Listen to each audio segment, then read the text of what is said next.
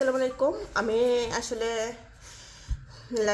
Live বলতে চলে আসছি। কারণ হয়েছে, মনে করেন যে আমি অনেক দিন বিদেশে ছিলাম, আর বাংলাদেশে এখন আসছি, অনেক টাকা ইনকাম করছি। আমার টাকা পয়সার কোনো অভাব নাই, আমার বাড়ি আছে, মানে সব কিছু আছে, কিন্তু ভালো মনের একটা মানুষ নাই। আর আমি একটু ভালো মনের মানুষ খুঁজতেছি।